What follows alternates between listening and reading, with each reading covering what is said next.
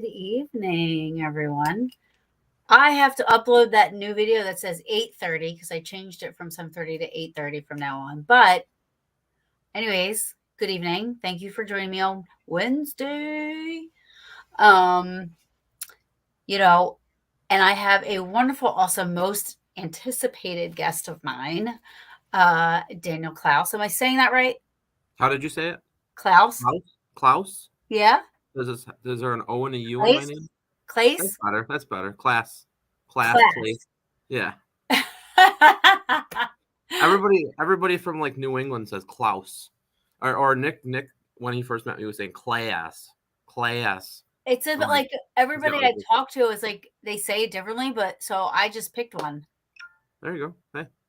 So it's class, Yeah. Dan class. I like class, Yeah. It's classy. classy.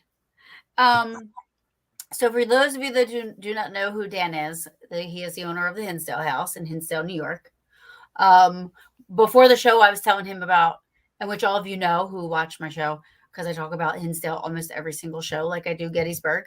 Um, I fought to go for 3 years with the Peaches, and they finally said, "That's it, you're going."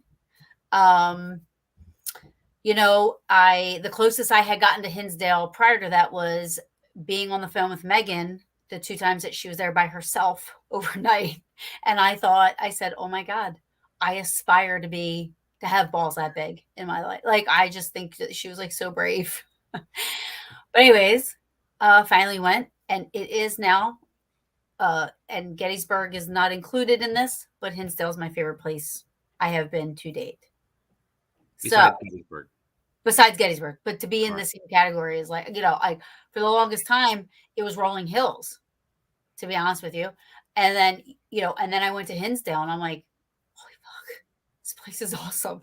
In all, not just paranormal. It was everything was just so awesome there. So, there's a peach on. She said, I agree. Hey. So yeah, we had, as a matter of fact, we had such a great time and we love it so much. And we were so in love with the place that we're coming in April and we're gonna plant an apple tree and a peach tree. Cool. That'll make me happy. Now if Yeah. you can only come back and harvest and make me pies, that'll be even better. Hey, I can make an awesome peach pie. I'm not even kidding you. I love peach pie. It's my favorite. So do I. Oh my God, it's my favorite. Or Yes. strawberry rhubarb. Yes. Well, actually, I can't say yes to that. I apologize. I have never had that. I was still in the peach pie, It's you know. delish. Oh my God, I love it. Yeah. So yes, we all talk about it to this day. On every investigation, we talk about it when we're together. So, anyways, enough about our stuff. We want to know about you. Everybody from You like know, New England. where you started, like how you got into it, how you got to Hinsdale, and I mean, I feel like the success over the last couple of years, it's really grown, really a lot. There's been a lot of attention towards Hinsdale. Can you just take us through the the classiness of Yeah, Dan? I mean, it's not anything that I don't know. It was just I went there with my group, just like you guys did, like but a long time ago. We're local, so we heard of the local legends of this house, how there was a demonic entity there, and a family was chased out in the 70s, and it was available. It was open. A team was trying to fix it up, kind of similar to what I was doing. I mean, they started the whole process, and they're Right. friends of mine, So of course they were letting local teams know about it. And the only downfall of the whole situation is that the person that financed it was a paranormal investigator out of Calgary, Alberta, and he became distant from the group. He owned the place. If they ever wanted to have a television show there, if they ever wanted to have anything done there, they had to run it through him. And then he became to the point where he wasn't talking to anybody. He had some issues going on, and just kind of fell off the face of the earth. So they were forced to let it go. And what was going to happen is the place was going to be torn down. I mean, they weren't able to put any money in to fix it because all the money was getting sent to Canada. They did what they could do, and they did some amazing things with donations and things like that, but it just wasn't where it needed to be. in order to save it. Wow. Um, I, so and I I, can't imagine. I cannot even imagine it not being there.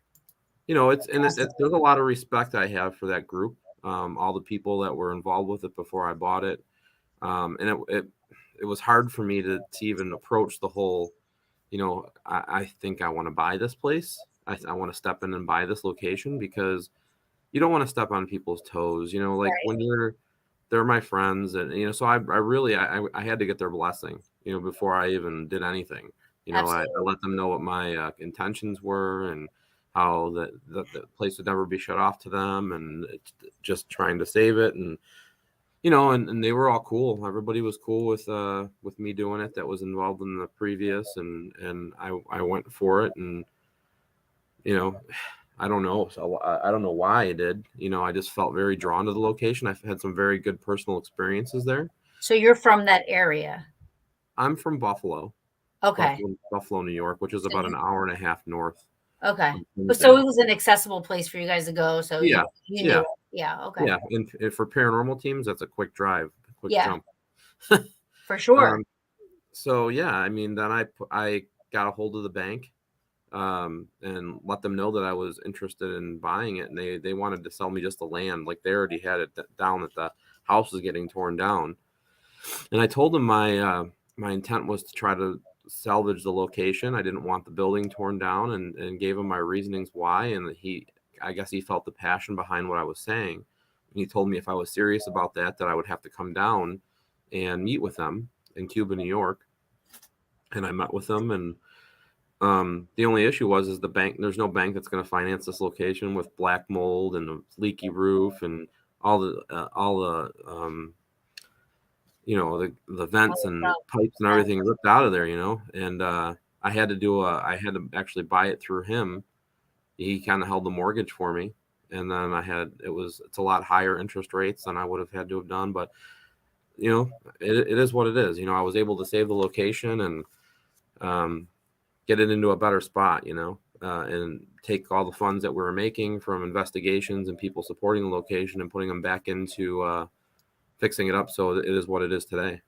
Because You know, I swear, if you would have went years ago when I yeah, first got it, you'd be like, "Are these the two same locations?" that's Because and that is my most favorite thing about it is that you can actually see the progress before, you know what I mean? Like I wasn't physically there, but I've seen pictures of, you know what I mean? So like that to me is just, what paranormal groups don't understand is when they go in there and or people that get the opportunity to investigate places like this, you become a part of that location's history.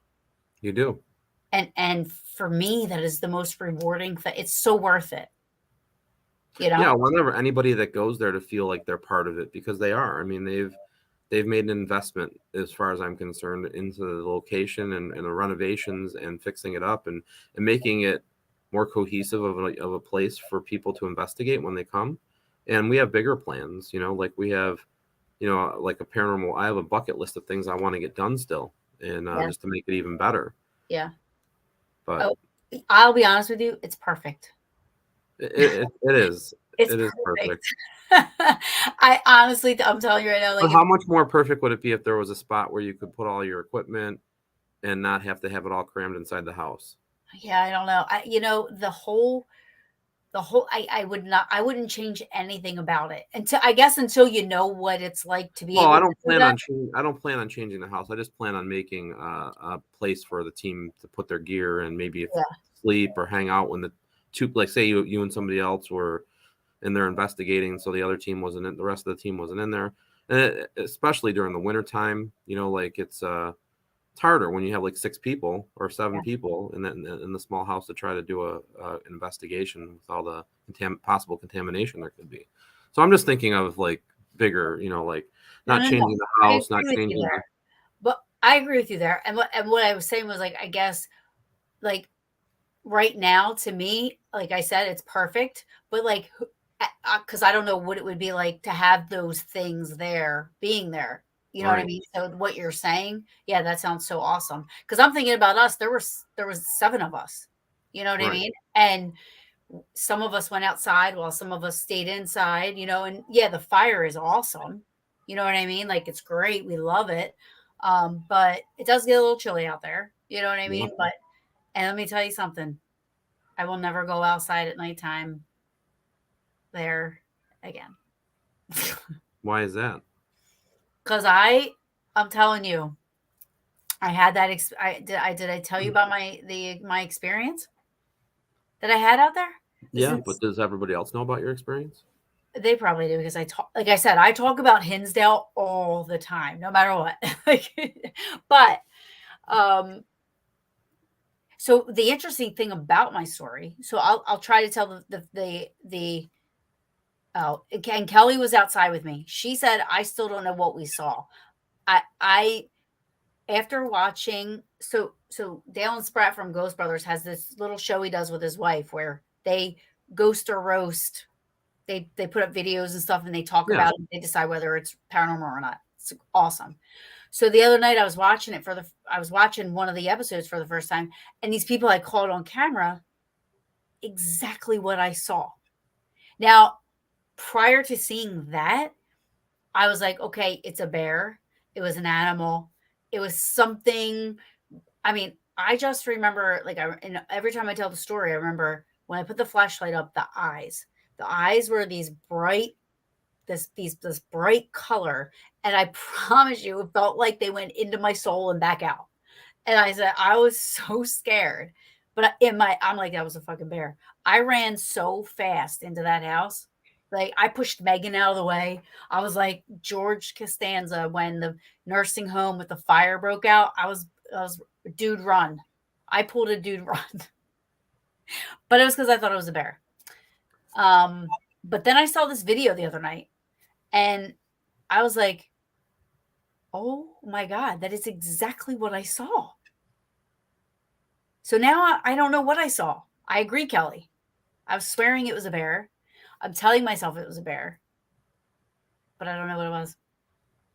Yeah, I mean, we've had sightings and pictures taken of things that we can't explain in those hills behind the house. So, That was the most scariest, but don't you coolest. want to know what it is? I Don't you don't. have to look fear in the eye and just go back No, I and looked that sleep thing in the in the eyes. forest?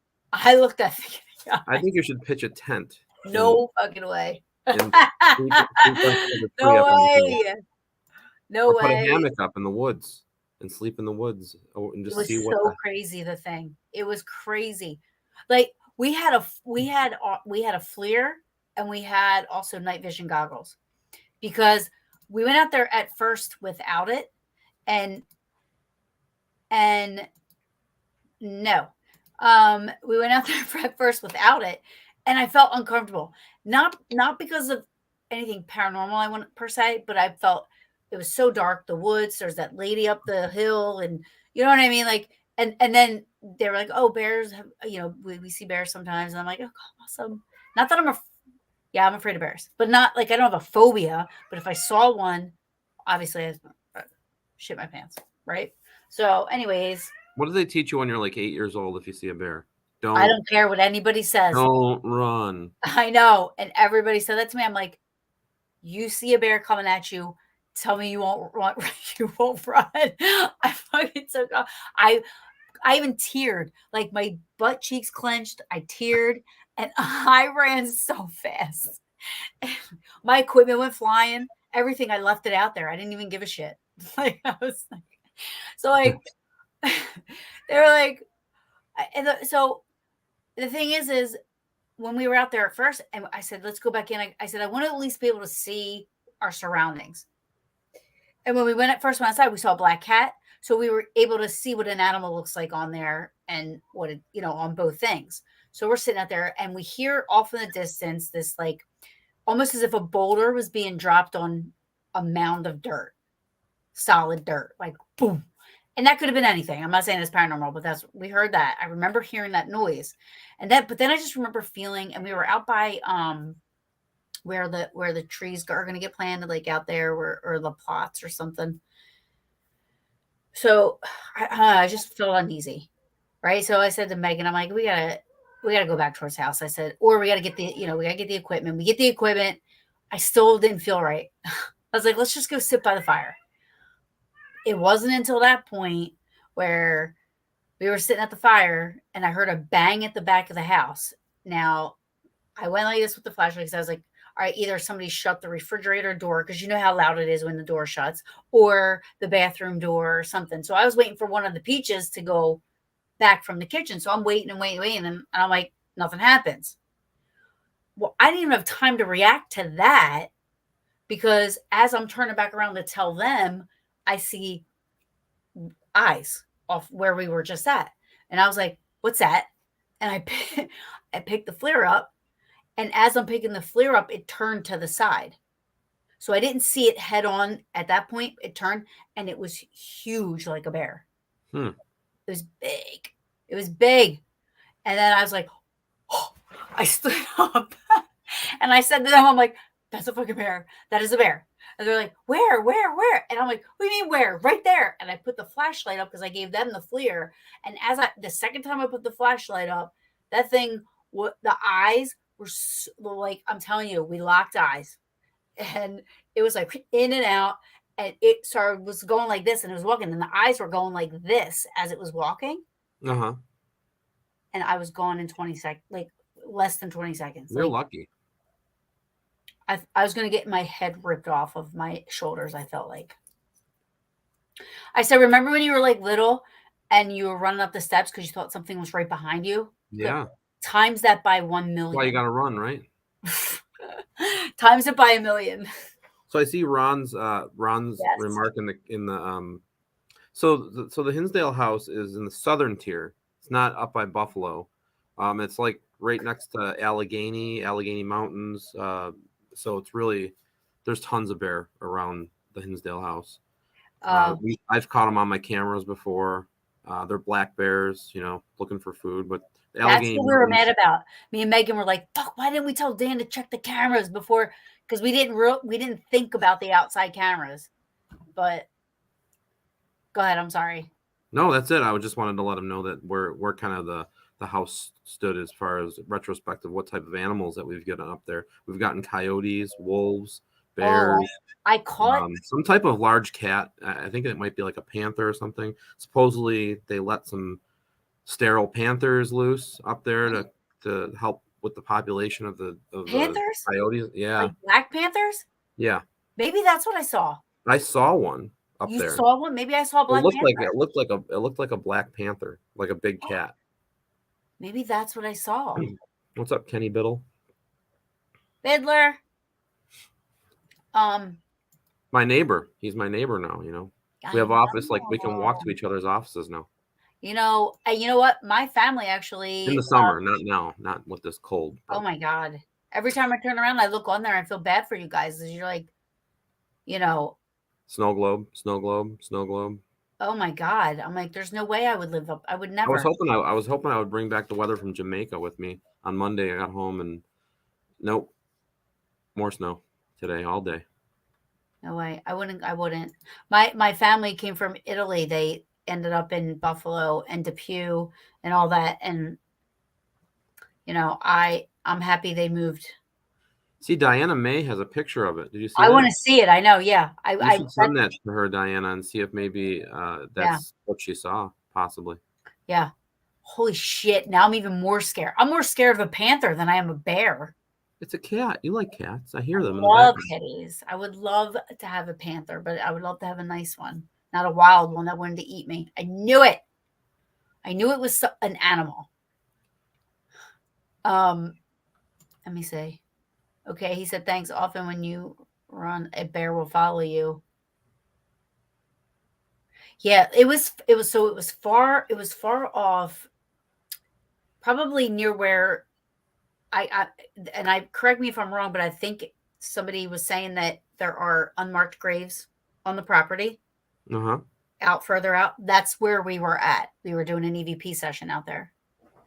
That's where it looked like it was at when we were at the fire. But I don't, again, perception, I don't know how far away it was or how big it was.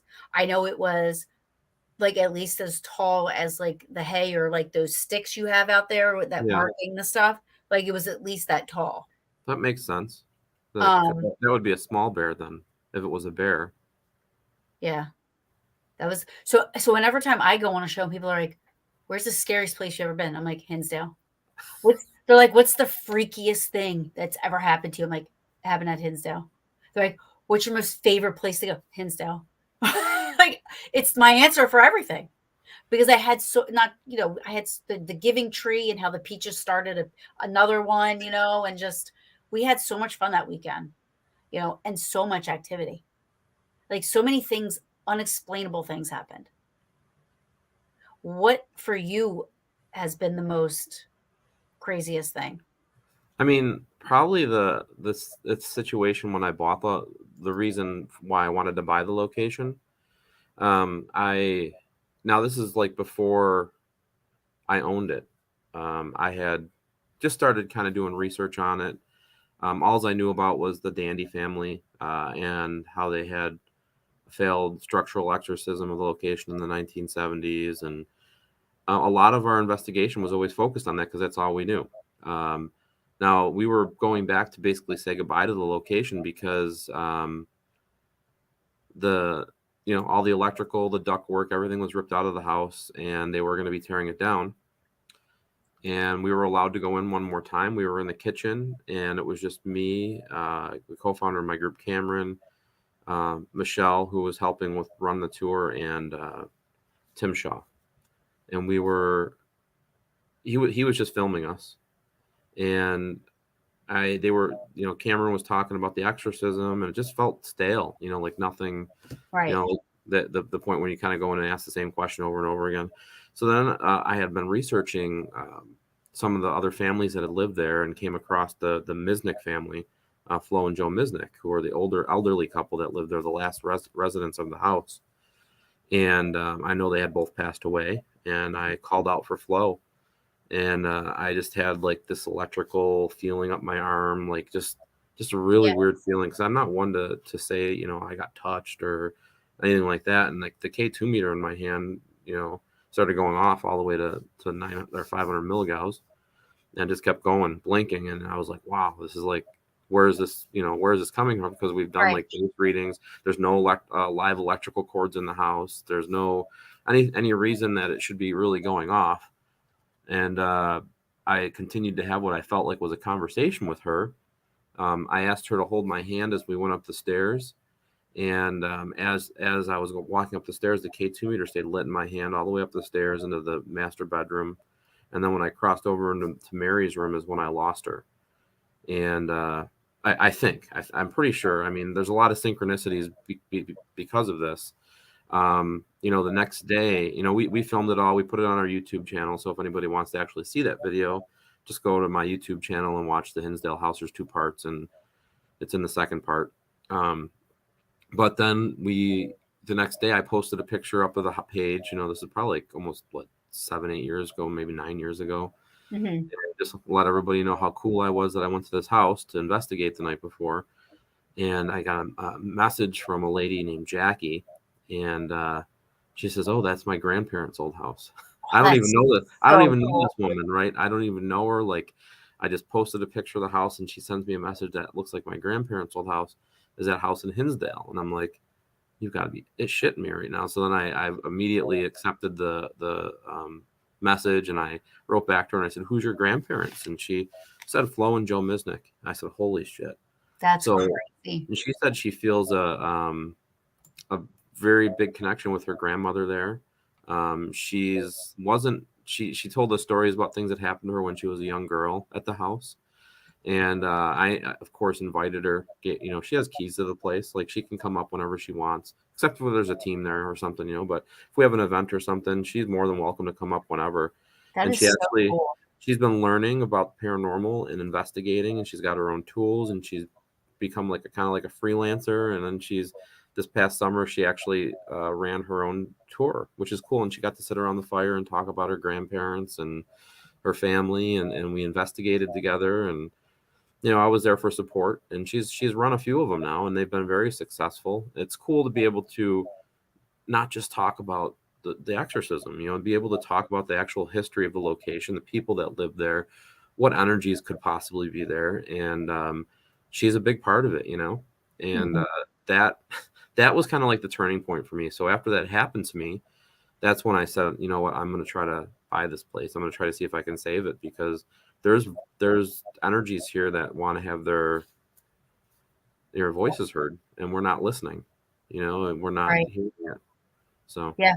And that's the thing. Like, we did EVP bursts in there and stuff. And I think we sent you the one where when we split up, and it was, I think Kim and Lauren and Dana in the house. And, and the rest of us went outside, and Dana had asked a question like, did you feel really crowded? Some of the lines of, do you feel better now that, they're out, that it's not as crowded, and, and you hear this woman say they got out. So like saying like, no, I'm okay now, because, they left, it was crowded, and it's probably one of the best EVPs I've heard. And like, just, it was awesome. And then at nighttime, we're all in the living room together except for Kim and Dana. They were in Mike's room. Is Mike's room downstairs? yeah. So they were in Mike's room, and we all collectively thought Kim had gotten up out of the bed and like came out to the kitchen, because it sounded like somebody walking and like rustling through our bags. Like we had like, like shopping bags and stuff on the table. And we were like expecting her to come into the living room. So nobody was like looking or anything. We were just kind of, and then when she never came, we were like, me and Jossie like looked at each other like, what is it? Kim? And she was in there sleeping. They both were in there sleeping. I was like, oh my gosh. I'm like, that was so awesome. And funny thing is Jossie looked at me and she's like, I'm not getting to go see what it is. She's like, Kenny Biddle would be so disappointed in us right now, but I'm not going out there to see what just happened. It was the best, but it was so funny. Yeah, because it could have been like Paramouse running through your bags or something. Oh my God. See, I'm not afraid of that stuff. I'm afraid of bears. And well, definitely probably wasn't a bear in the house. I know, I told on us. Whoops. Kenny will be disappointed that you're telling a paranormal story, but you didn't investigate. I know. We would. I was on board with Jossie. I was on board because that was crazy. That was crazy. Kim was snoring. That they were sleeping, yeah. And then right after that, Megan had already been sleeping for like 45 minutes to an hour. That happened, and then right after that happened, she jumped up like out of a dead sleep, and she was like, "Oh my God," and grabbed her leg. And she said, "Did one of you bitches just pinch my leg?" We were like, "What?" Like, like it was just weird. Those two things that happened. My pillow was pushed. I was like laying on a pillow, and it was almost as if it felt like somebody poked the other side of the pillow. That was cool. Like that's never happened before. Well, have you seen the videos that we have on my YouTube from the Seekers of the Paranormal team that was there years ago? No, I have to look that. I have to look at them. So they were Bobby Ann Merritt and her team, Seekers of the Paranormal. It's right when I first bought the house, and she had it rented for a Saturday night, and she said, she's communicating with me the whole time she's there, and she says, nothing. It was just a dead night. Nothing really happened too much. We filmed ourselves when we went to sleep, and we'll watch the cameras and kind of get back with me. So then a few days later, when they were reviewing the footage, she's like, "Oh my God, Dan! Oh my God, you're not gonna believe this, right?" And she sends me this video, and she's sleeping on the couch, that big couch, and she's kind of like curled up, like in like in a little U or whatever, and it looks like. I mean, it distinctively looks like an arm that goes underneath the blanket, and the blanket lifts up and it drops down. Oh, wow. And then a couple minutes later, in that area that would be between her legs and her head, like that little space, it looks like an animal like pops up out of there. Just it looks like a head of like a raccoon or something. Wait, maybe I did see that. And then it pops back down. And then in a couple more minutes, the shadow blacks out the camera, and the camera just goes dead. Oh, wow. Yeah. Oh, I definitely want to see that. I didn't see, I feel like that when you're describing that second thing, I feel like maybe I saw that, but if I saw that, I would have had to have seen the rest, right? Is it all in the same Yeah. video? Yeah. No, it's they're separate clips. So Oh, they're maybe you saw separate one clip. clip. Yeah, maybe you saw one clip and not the other. Yeah, I'll have to go back. That sounds awesome. Yeah, we had some, I'm telling you, we had some, like, it was it was also, like, a very spiritual, I went during the day when we were out there, and then doing that whole the giving to the tree and stuff like that. I've never done anything like that before. So, it was definitely, that part of it, like, you could definitely feel that that Native American, Yeah.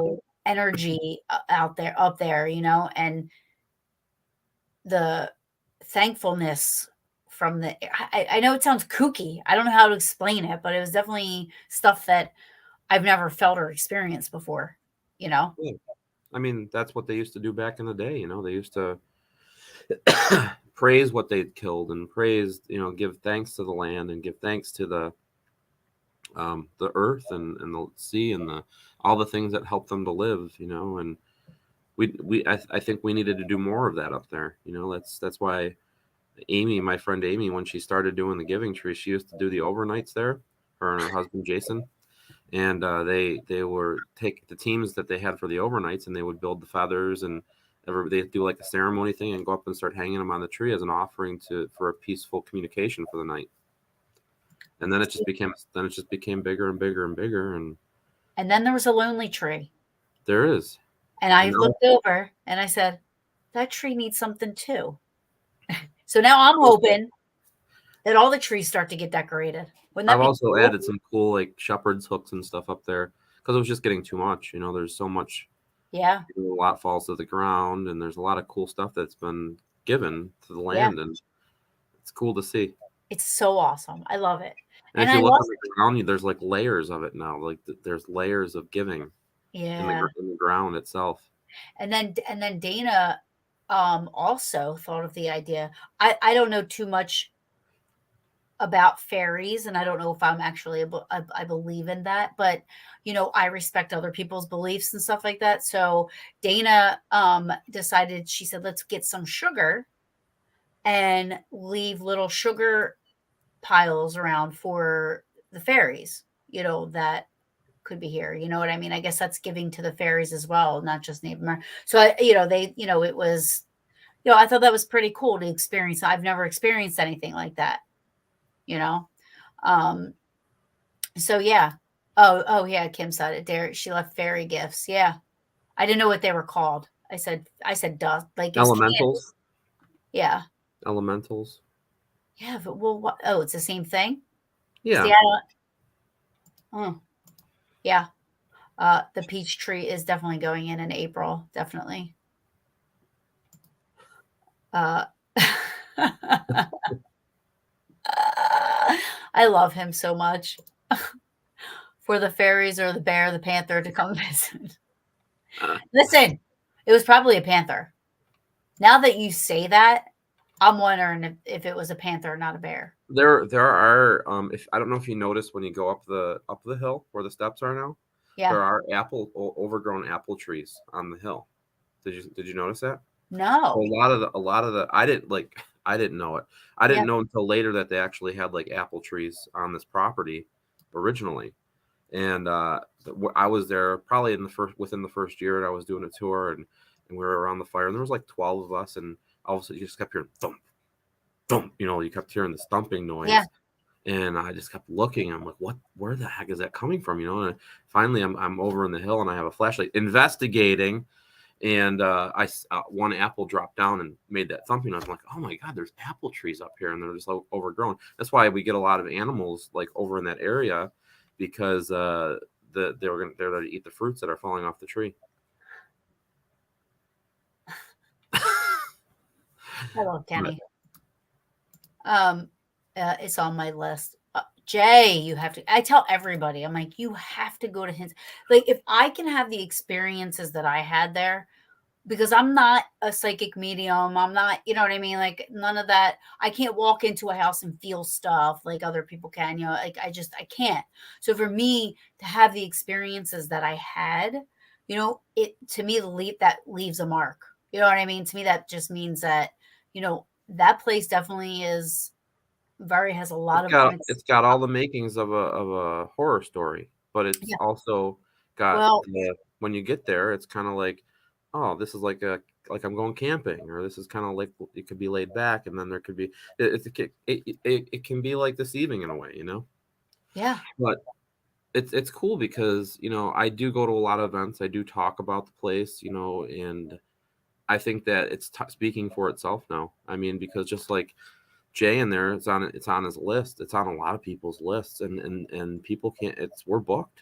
I mean, our whole 2023 on weekends is booked. You know what I mean? And we're booking into 2024, and people, it speaks for itself as Yeah. far as like the location goes. Yeah, I mean, I can't talk enough about it. I mean, even so, here's the other weird thing that happened. The sheriff's department showed up on Sunday, That's right? good. That's good. No, no, no, no. So, They're supposed to. well, they came up and they're walking up. There's like three. I think there was like three of them. Um, when we first got there, we saw patrol cars. The police. Uh-huh. And oh, what was her Tiffany, right? Yeah, Tiffany. Tiffany told us that happened. So we were like, okay. So we did see that. But on Sunday, the I agree for sure. Kim invited him in for coffee. But Of course she did. so here, Kenny Biddle. I don't think it's haunted, but it's a great place to just chill for a weekend. It's peaceful, quiet, and just yeah, I agree. Even on that side of it, I agree on both sides. I do agree that I believe that it's haunted but I also agree with him on the other side of it. Kenny just has to spend more time there. Make him Maybe spend he'll 20 maybe he'll see a Kenny, ghost eventually. do it 28 days. Do it 82 days. We don't have 82 days consecutive available right now, or 28 even. Listen, wouldn't it be worth it to see Kenny Biddle have an experience It would be. for It would be 82 that days? would be freaking amazing. Yeah. And none other at Hinsdale? I I don't know don't when know. he wouldn't be able to write anymore. What the hell was I gonna say? Shit. Yeah, definitely. You're talking about the cops and the sheriff that came on Oh Sunday. yeah, yeah. You're So welcome. thank you. Um, so yeah, so we go outside and they're like, is there somebody named Katie Bellinger here? And we were like, no. And we were leaving. So I was like, I don't know if I don't know if anybody's coming in after us, but like we're getting ready. We're getting ready to go. I was like, so I don't know if somebody's coming in after us named Katie. And he goes, no, there was a 911 call from a Katie Bellinger from 3 Bear Drive, and the GPS brought us here. Oh wow. Right. Well, Tiffany, there's no Bear Drive in Hinsdale. So That's it weird. was just odd, like, I think I remember my friend at the sheriff's department telling me that there was a call, yeah, but they of course they're going to go investigate. But she said that they there was have to. something in the Yeah. yeah. Yeah, they have to. But it was just so odd. I was like, we all were like, that's weird. So then right away, we're like messaging Tiffany, like, do you know anybody named Katie Bellinger? Like, they said 3 Bear Drive. And Well, there's a Bear Ridge. A Bear Ridge, I think, is the name of it, but I'm not sure if that's border Olean or if it's Hinsdale. yeah, they said 3 Bear Drive. And they said that when they put it in the GPS, it brought them there. Wow. Somebody needs to yes. Shut up, Kenny. They clearly wanted to hang out with us. Yeah. Yeah, he reached out to Jeff. Hold on. There was somebody else that wrote, the Hinsdale House is 100% genuine. The experience I had was also surreal and beyond this world. It has stories to share. Yes, I agree. Oh, the greatest. I like that. The greatest researcher. He said he has plenty to write about. But yeah, so the history of it, there's two things I remember. And is it true about the brothers that lived there that when the carriages would go by? Well, I mean, there's proof that I have proof that two brothers lived there in Okay. 1853. Okay. Um, Irish immigrants. One moved to Davenport, Iowa, and actually visited his gravesite, and the other one was is local. I don't have any proof that they murdered anybody. As far as I can tell, that they were good, citizens, and the stagecoach trail is kind of wishy washy too because That was um, pre them, right? yeah, and the only thing that I can see is that on the main road that there was a way station, which where the field is, but the stagecoach trail would have went up the main road, so it never would have detoured over to the house. Hmm. But then, then I get Dan O'Brien, who was there with the McMahon O'Brien family, and this was a few years back. And they want to come and visit their house that they when he was a little boy, he lived there with his grandfather, and he first thing he says when he gets out of the driveway is, "Where'd the rest of the road go?" I go, "What do you mean? The rest of the road that used to go this way and then up behind the house, up to the main road. So there Oh, was maybe a wow. detour there at some point. I don't know. Interesting. I don't know if we'll ever know because even all the maps that I can find, anything that we've researched, we don't see that on the maps. And there's actually, the foundation that we found there is probably predating that because we don't see that on any maps either. Isn't that So it's insane? pretty. Yeah, so I don't like to call, I think it's a good, nice folklore story of the house, but I don't like to physically call anybody a murderer that I don't have proof of calling a murderer. Right. So Right. it's, you know, Yeah. That's it's, cool though, though it's kind of mysterious, the yeah, history. Like you have some parts, but like you see a foundation, but there's no record of it. Like, right. and back then, I mean, you And you know, can tell it's like all stone tool, all hand laid stones. that's so So, cool. I mean, in where we found the unmarked graves, I mean, that could have been just the family burial plot. With that could have been the homestead at some point. There could have been a different house there. You know what I mean? So before that one was built. Any plans with that area? Yeah. So actually, we got funding, we got donations, and we actually have we're going to be putting in a fencing, like black iron fencing around the whole area, and a team by the name of UNI Research and a bunch of other paranormal investigators all did some events and took that money and actually bought it. We're putting in a new grave marker and a gravestone that will be installed this So spring. like, do you know, you don't We know, don't know. We don't know who and they they don't, are. and is that like a process or something like that to find out?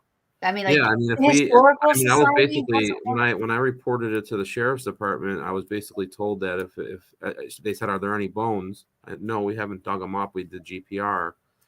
Well, if there's bones, call us. But then I'd basically be shut down for a while because it'd be an active crime scene. If they're and then they have to determine that it was go through all the everything that they need to go through to basically say, okay, these aren't new; these are old bodies that were buried here. So So they just left it at that? yeah. They They weren't like, "Hey, They said it sorry." happens all the time. There's cities. They said there's cities built in over graves. Like they've built right over the top of them. Wow, The Buffalo Bills Stadium is built on a grave site. Did you know that? no. Yeah, Highmark Stadium, and there's actually a graveyard right next to the back of the state parking lot. That's insane. Yeah, That's I'm insane. wondering if that's why the Bills are cursed. Well, I wonder if the Redskins stadium is built over like an Could Indian be. native. I really, Yeah, maybe. could be. Oh no, if it was Native American, they probably would be doing really good. So it would have to be the opposite. Um, yeah, so I feel like one of the schools around here is the same thing. I don't know if it's Temple. One of the gyms is was made over top of a grave site, you know? Yeah. Um, so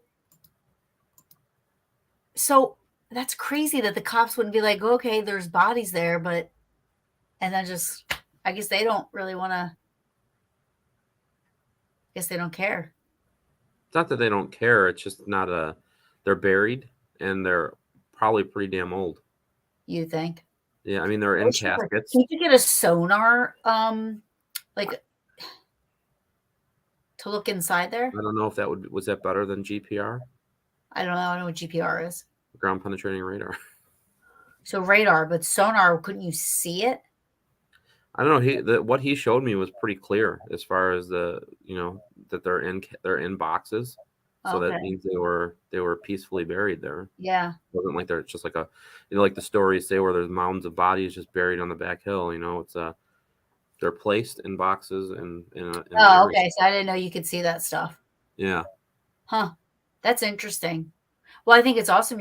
So what are you going to put on the stone? Are you just going to just, just kind of like a remembrance. I don't know. Maybe that's what. So if we're dating back the history of the house, the pond wasn't built until 1969.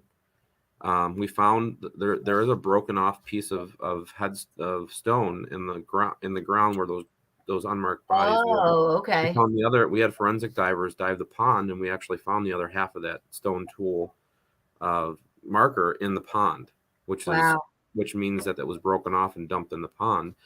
Now, if these energies that are buried there were their grave was desecrated, and right around that same time, a family happened to move in, and they built a pond, and they started seeing a woman dancing around the pond, and they started seeing a little boy and a little girl, energies around the house and things like that.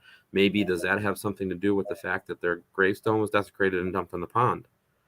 Right. Uh, I don't know for sure, Yeah. but I mean it's a theory, and I mean because up to the point where we found those, we were thinking that it maybe had something to do with the hanging tree, or it had something to do with this little boy that was killed on a buzzsaw. Um, Alfred Warren Emerson, Like this is, 1946. these are all stories I didn't know, by the way. Yeah, no, but I mean, that's a true. These are true stories. Like I have news clippings, like of not of the. I have a picture of the hanging tree, and the town of Hinsdale said that the hanging tree was there for the town on the northeast corner of the property. But there was also a little boy that was killed. The chain snapped and cracked him in the head when he was playing on a buzzsaw. Oh my God.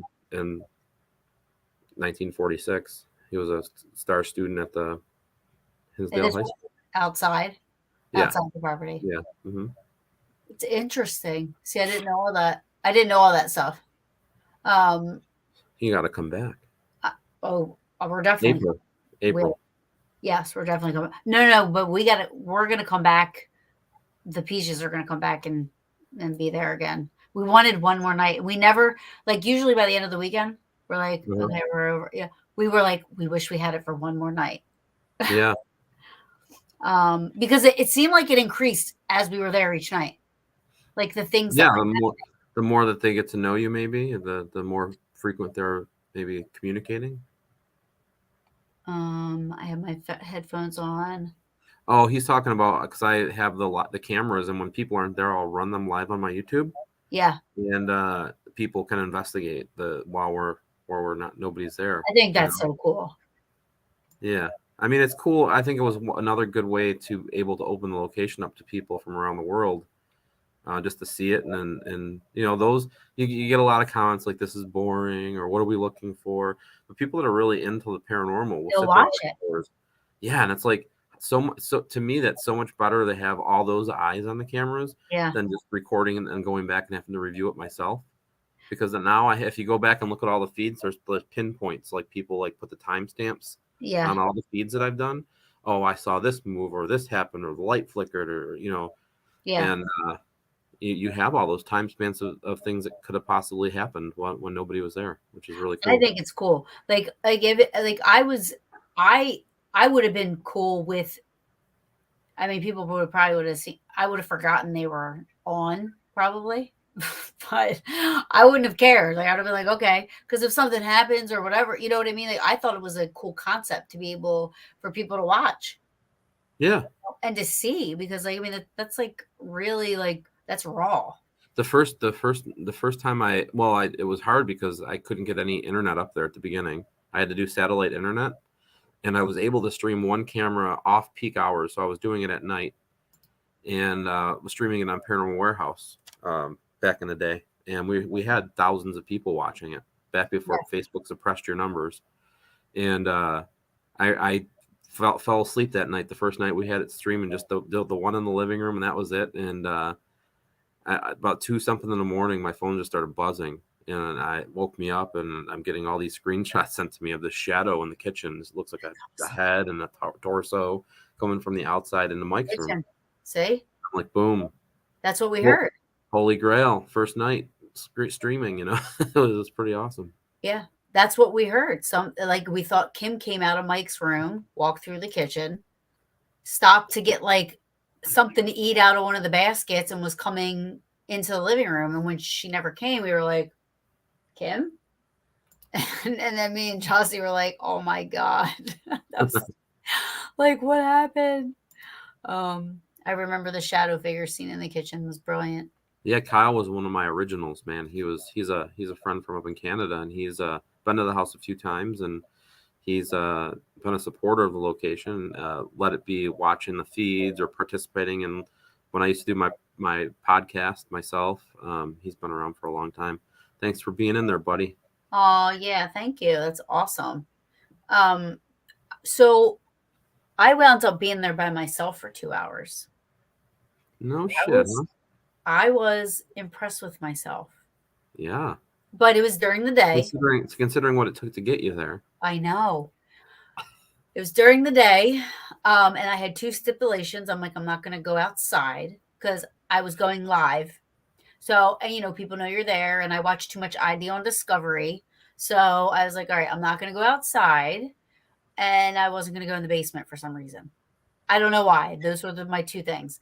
But the rest of the time, like I literally investigated for 2 hours by myself. And I couldn't go live on StreamYard. It was real choppy. So I couldn't go live on StreamYard and go live all at once. So I had to like go live on YouTube for a little bit and go live on Facebook for a little bit. Yeah, the bandwidth's not there. Yeah. So, but I was so proud of myself. So everybody's like, oh, have you? So in all my interviews, I get the same question. And Hinsdale is always my answer. Have you ever investigated by yourself? Yep, Hinsdale. It's been your first for a lot of things, huh? Yes. You popped her paranormal peach, everybody. Yes, you did. Well, Hinsdale.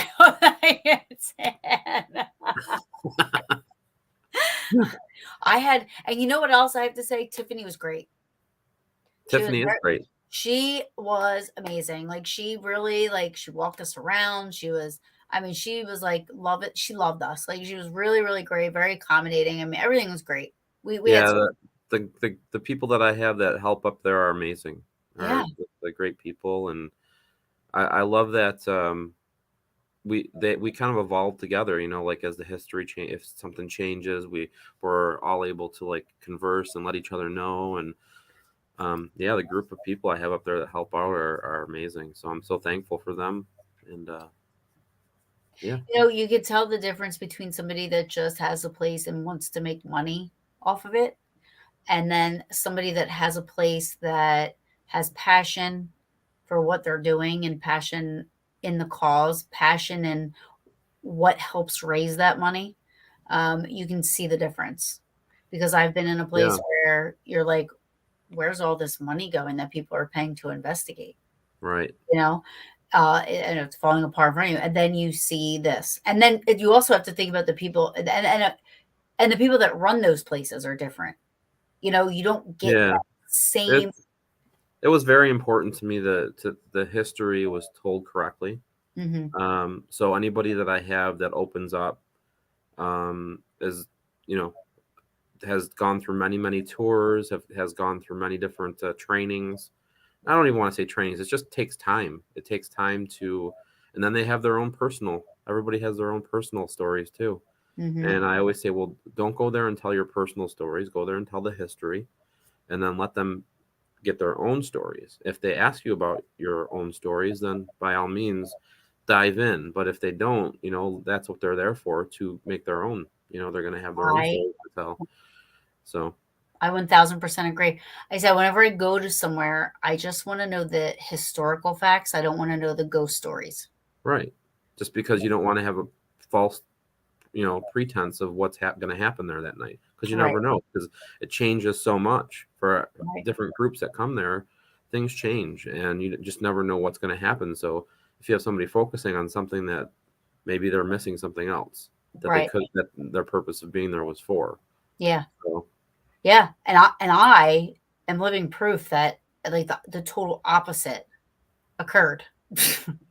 I was like, the whole way up there, I'm like, I can't believe you motherfuckers are making me go here.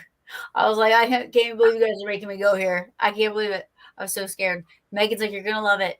And I'm like, oh my God, no, everybody I know always has a bad experience. Not bad in a bad way, but like I ever since I've started, when I was with South Jersey Ghost Research way back in the day, it 2011 and 12, there were different types of private cases, and um, there was a team, a special response team that went out for like the more negative type places, and they would call those red flags.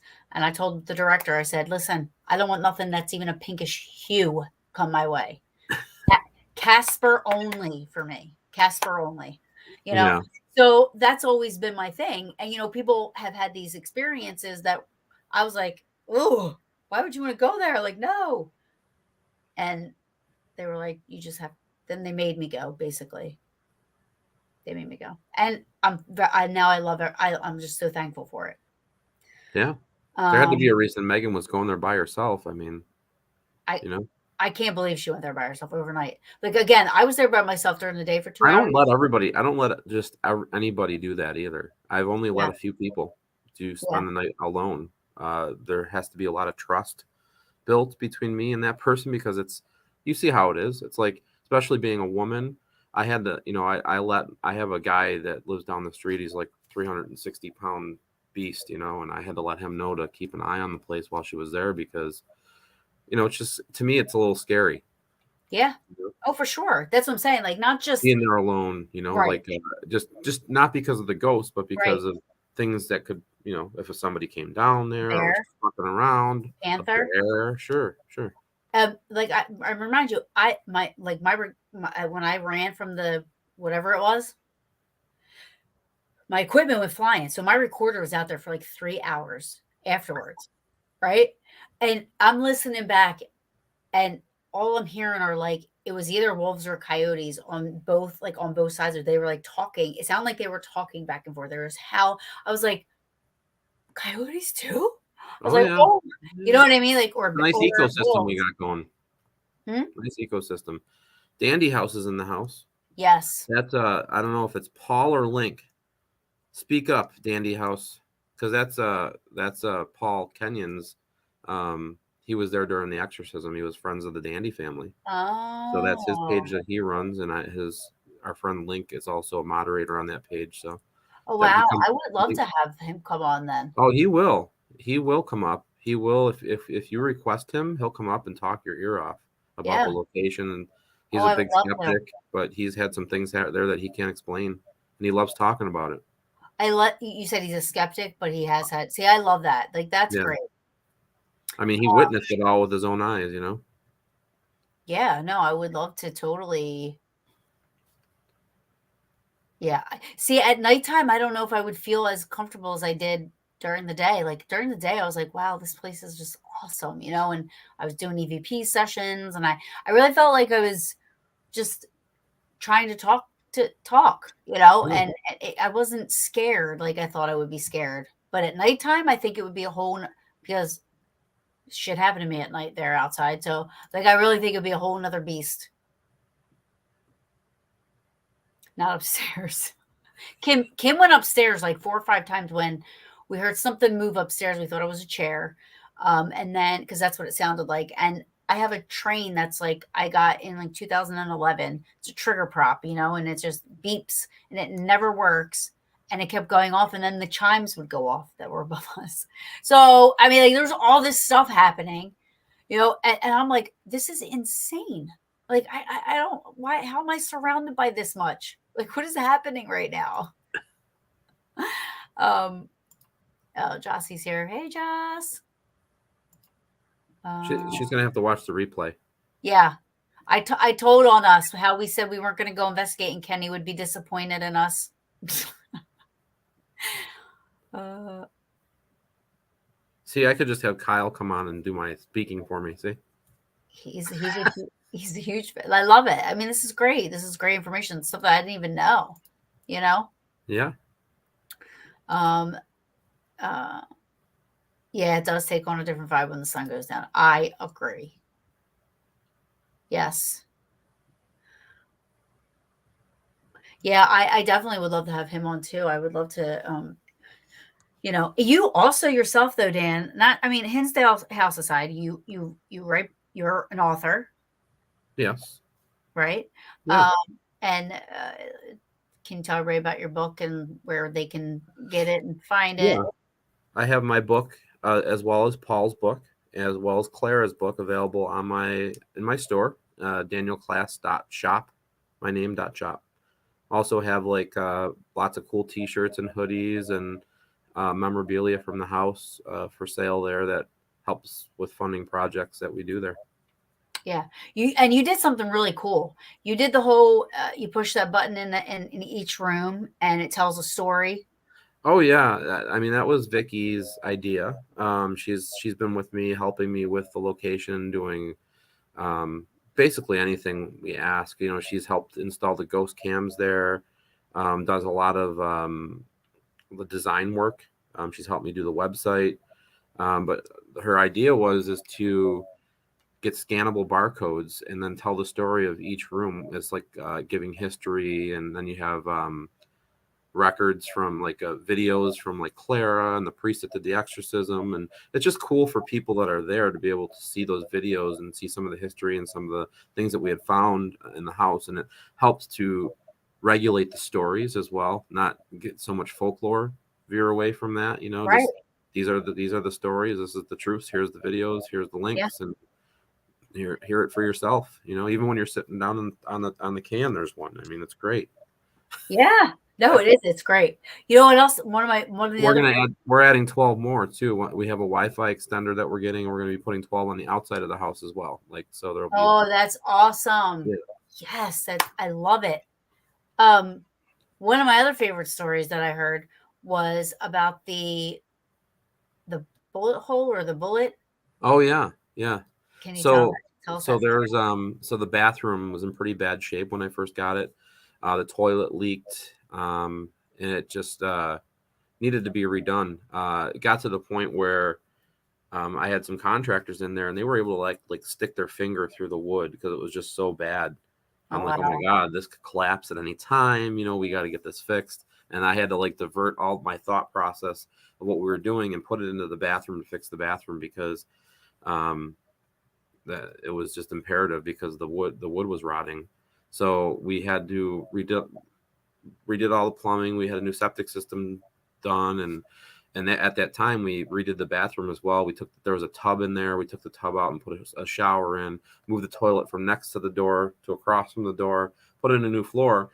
And some of the wood that was salvageable, I always like to donate that to Jeff Fent or anybody actually that like builds things with haunted location stuff. But Jeff is very well known for building like boxes, ghost boxes, and spirit boxes and cases and stuff like that. So I had sent him this wood, and when he finally got to cutting it, and he's like, "My God, Daniel, you're never gonna believe what I found." And he sent me the picture of it, and he goes, "There's a bullet lodged in this wood." So fucking And cool. the first thing that runs through your head are all the folklore stories of people getting shot and Yeah, like is it true? murders. And well, when we had the bullet dated, it was pre-Revolutionary War. So what So so insane. what means is that the bullet hit a tree, that tree was harvested and then built into the Hinsdale house, and it's just been there. And the thing is I most of that what I took and put in the fire because it was so rotted. That piece was saved, and because I sent it away, like it just seems like so weird. Like you just find things because that would have been gone, and that's like a piece of history that would have but never been found. Pre-Revolutionary War. That's insane. Yeah, it's really cool. So do you have the bullet? It's still lodged in the piece of wood. Yeah, Jeff saved it and sent it back up to me, and I have So it, and I'm gonna amazing. put it in the museum for people to see. Yeah, I We'll would love show to it. see that. That's so great. But you didn't get any more information about it, just that it No, we was just had it. rated. Yeah, we just had it dated, and we'll just keep it as that, Yes, that's Because so we don't cool. want to, you don't want to like build a story around it. It's just cool. It's cool It's that so that wood cool. was harvested and that little piece of history was kind of in the house the whole time. There's another story about the bathrooms too. When we were doing the demo of the bathrooms, these car we found a lot of stuff in the walls. We found a letter from Laura Dandy, or no, from Beth Dandy, that was somehow in the wall that she wrote to her friend in Buffalo. We found an old jacket. We found like a lot of stuff that people would shove in the walls for insulation, like old clothing and stuff like that. But we also all of a sudden these carved bullheads. They look like a bullhead carved, and they're black, and they looked like they were like voodoo type stuff. Like One the fell shit out I of saw in the freaking field? a wait. Let me tell the story first before you jump to a conclusion. Go So ahead. so one bullhead from on the wall over there, and then one over by the sink. And I'm like, man, are there more of these? Are these like are these voodoo? I go, what the heck are these things where they put there as protection? So I'm trying to figure out what these carved black voodoo bullhead things were. And my friend Cassidy, who's friends with, she's been around for a long time in the paranormal field. She was research. She's like, we're gonna find out what these are. She's like gung ho, like she will not give up till she finds out what these things are. And then she's like, I figured it out. I go, no shit, what are they? And she goes, they're neckerchief slides for Boy Scouts. They're carved, right? So they're like Oh. they have a little hole in them, right? And I'm like, that makes a lot of sense. And she actually pulled up a picture of one. They were like 1960s, Oh, like cool. kits that you could buy and carve them. And then when I researched the McMahon O'Brien family, the McMahons were actually very involved with Scouts. So that makes a lot of sense that they could have. Oh, that's I just don't know cool. how they got in the wall. That's just weird. Yeah. Like, how did they end up in the wall? Unless they Yeah. put them there for some reason, just weird though. Yeah. I mean, it's weird the things that people find in walls from back in the day. Like I mean, you Yeah, get like money, you I wish I understand. would have found money. Yeah, That would have right. been cool. And then like I was at a place called Old Columbus Inn. That was though an orphanage at one point, but they found 30 pairs of kids' shoes and clothes and stuff like that in the walls, but like you said, some of the stuff was used for insulation. You can find newspapers and all kinds of stuff. Yeah, horsehair, like that Yeah. plaster and stuff like that. Yeah, I mean, even, like, my house that I grew up in was not that old. I think it was built in maybe, like, the 1950s, something like that, yeah, and, they were repairing the ceiling from the bathroom leak, and all this stuff fell out of the ceiling from behind the bathtub, and it was blueprints to a boat. There were family pictures, there were that's cool. cards, there was, like, all this stuff, and we're like, what is it? There's a birth certificate from, like, Czechoslovakia from, like, 1800s. We're like, "Why is all this stuff in the wall?" It's You been know? it's been preserved there for all those years. All those years. What do you got coming up? Where Uh, you the gonna next be? the next event that I have is in Arizona. For the Vulture, we're going to be doing the Vulture. It's an old Midwest abandoned village, which is really cool, Vulture Ooh, City. that sounds So we're cool. going to be investigating overnight with groups of people in this old mine town, which is really cool. That In sounds cool. Arizona. That's in March. I think there's still a couple tickets left. That's March 11th and 12th. And then I don't. I mean, I have a lot of stuff on the books, but I only know what I have coming up next. I'm going over to England this year again for Festival of the Unexplained in September. That's cool. Michigan Paracon. There's a whole bunch of good ones that I'll Kim be is at. asking, are you going to Mohegan Sun? If I'm invited, I'll go back for sure. I haven't heard yes or anything about that yet, but that was an amazing event. They did a great job with it and got a lot of it's I like going to new events. I Yeah, especially like going to new events because you can spread the word. A lot of people maybe don't know about the location, and I love investigating new locations. It's blessed. I'm blessed. yeah. And I really feel that way. Like I'm doing what I love to do and getting a lot of people pay to have to do that stuff, and I get asked to go to these places, and I don't know. I'm very humble about it, and I don't know what there's any difference between me or you or anybody else. I've written a book and I own a location. I mean that's basically what it comes down to. But I learn from people, they learn from me, and I Yeah. just have a good time with it. All right. So if this is a fair question, aside from Hinsdale, where's your favorite place to go? Man, there's so many that I've been to. Yeah. This place in Lockport, New York, there's an old factory there that's being turned into art lofts, and we investigated there for Death Walker, Nick's show, and Nick. I mean, we had some crazy experiences there before. That's why I told Nick about the location. And then when Nick came there, I don't know if anybody's seen Death Walker yet, but the location is just amazing. And he caught this arm and coming in and on the camera. Oh, wow. It looks like it has 3 fingers with suction cups up. Oh, It's wow. creepy. And Wow. we had a static camera set on the ground.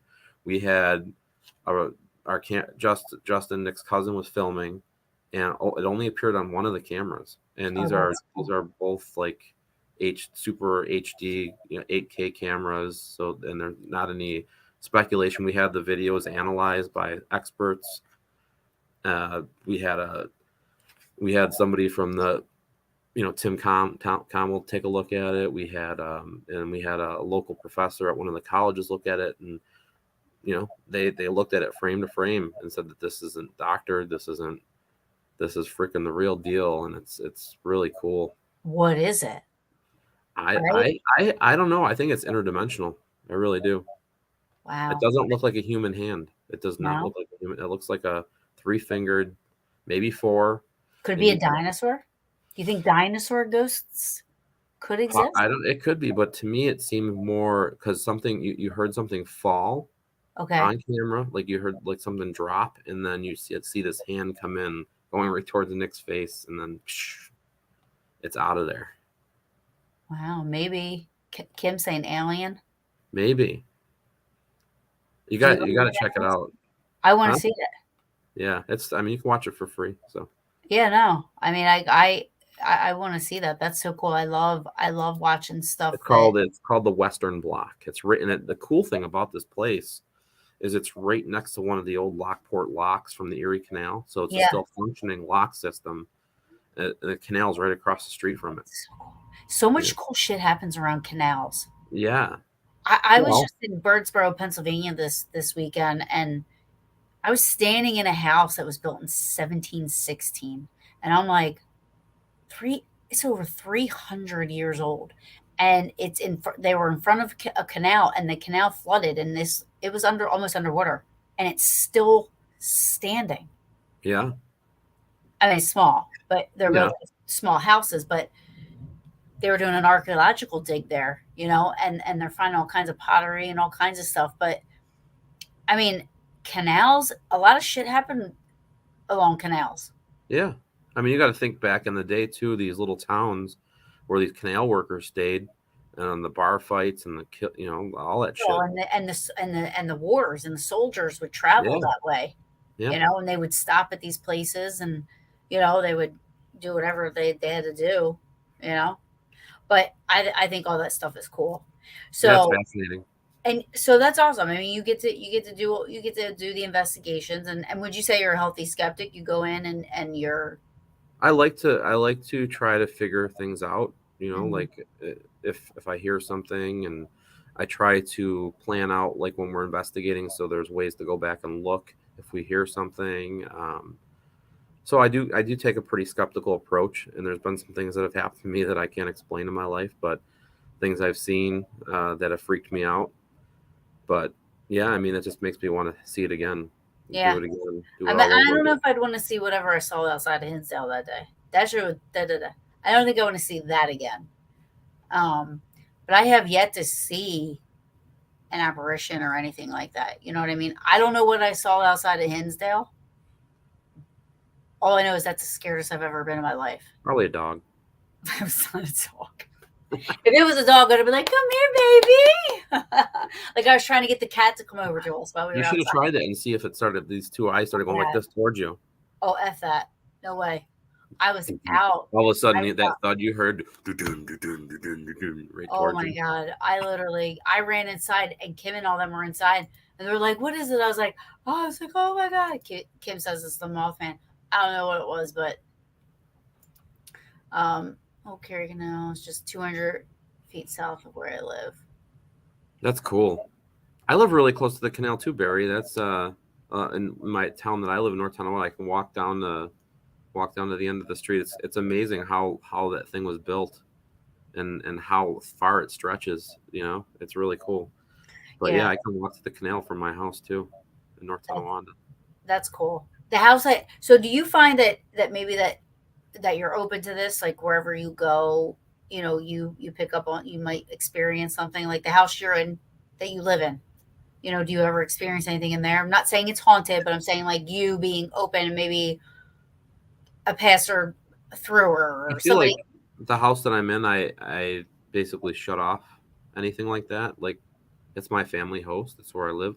When I grew the house, I own the house across the street as well, and I grew up in the house across the street, and had shit happening there when I grew up.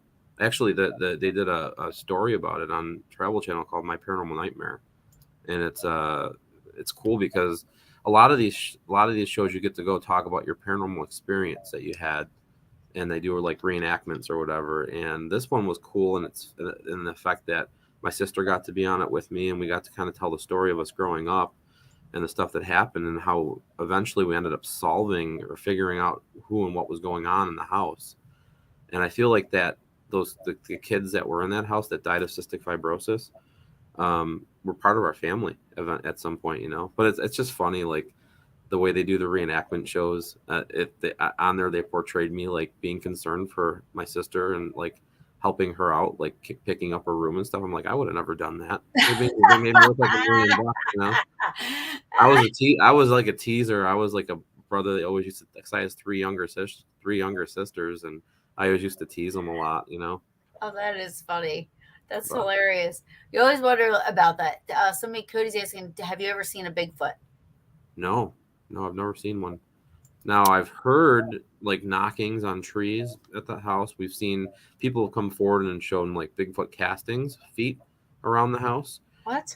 We were doing this one camping event there, and like a whole tree got knocked over while we were there. So, Oh, wow. but I mean, I don't know. I mean, I've never seen one. I think it's definitely interesting. I've had the Center for Cryptozoology come up, and when we do some events there sometimes, and teach us about that type of stuff and how they investigate, and it's a Did little they ever different. say if they believe that something could be there? I mean, they keep doing what they're doing because they believe that, you know, just as we do with the energies and spirits. So, I No, I mean, mean up near like Hinsdale, because yeah, don't they say like Bigfoot has like like they believe has a pattern of where he traveled, where I they mean, travel and stuff. yeah, they have like sightings, maps, and things like that. But there's definitely been Bigfoot feet cast up that way. I mean, they call it the Enchanted Mountains for a reason, you know. Kim is insane. There's no That way. was a Bigfoot. Yeah, she wants one to come. I see. Nope. She's gonna invite it in for coffee.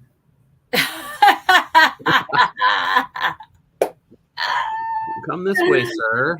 She probably would. You're cute. You can come and have some of my coffee. You're cute.